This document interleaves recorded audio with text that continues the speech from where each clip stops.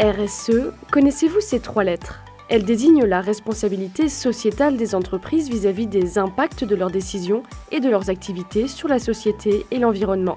La RSE se traduit par un comportement transparent et éthique qui contribue au développement durable et prend en compte les attentes des parties prenantes, y compris les collaborateurs. Cela implique de respecter les lois en vigueur et les normes internationales et d'intégrer la RSE dans l'ensemble de l'organisation.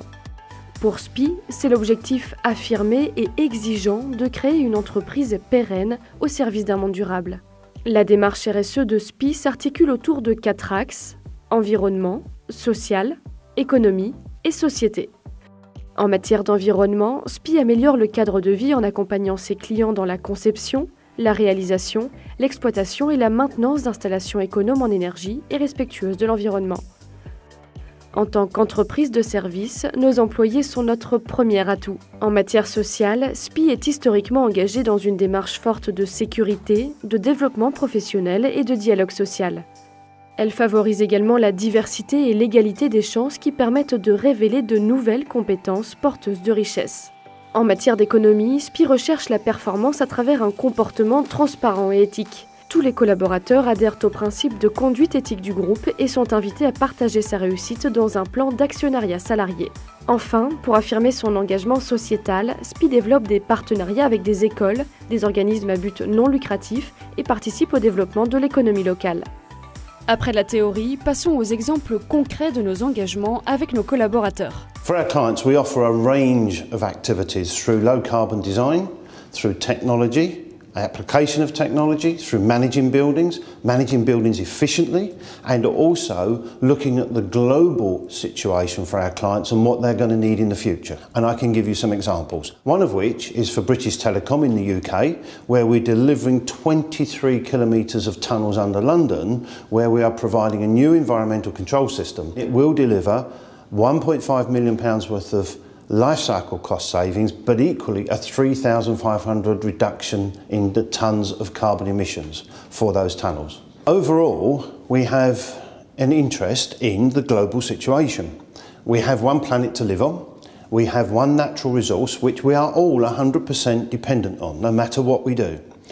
And recently we have prepared a paper called One Planet, One Chance, One Environment, where we have submitted this to industry to try and encourage the consideration and the development of whole life solutions. It's about how the built environment reduces its impact on the earth and its climate.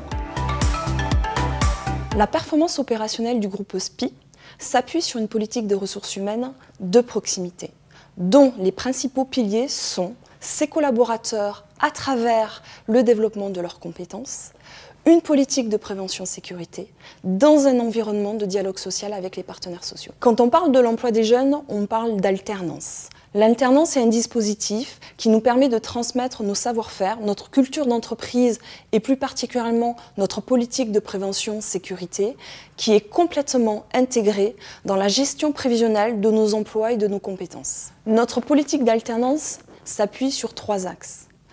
La professionnalisation de l'intégration de nos alternants, le développement de nos relations écoles et l'accompagnement de nos alternants avec des tuteurs qui ont suivi une formation spécifique dans ce rôle d'accompagnement interne. On utilise aussi l'alternance dans le cadre de mobilité intermétier en créant des parcours de professionnalisation afin d'accompagner par exemple un collaborateur de la filière chantier en tant que chef de chantier sur un poste de dessinateur-projeteur au sein d'un bureau d'études.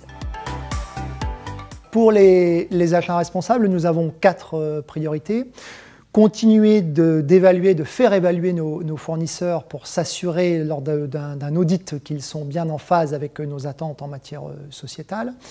Ensuite, les pousser à innover sur des solutions techniques et produits qui nous permettent de réduire l'empreinte carbone de nos achats. Continuer à promouvoir notre charte fournisseurs et sous-traitants qui rappelle nos grands principes en matière d'éthique et de responsabilité sociétale.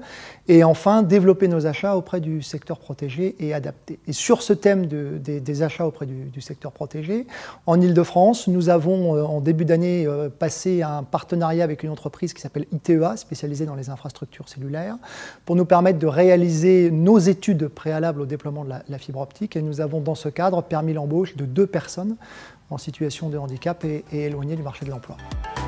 On a travaillé sur la diversité en mettant en place un réseau SOSPI Ladies spécifique à la Belgique. Au départ, c'est une initiative du groupe SPI en général de créer un réseau pour promouvoir les carrières féminines au sein de l'entreprise.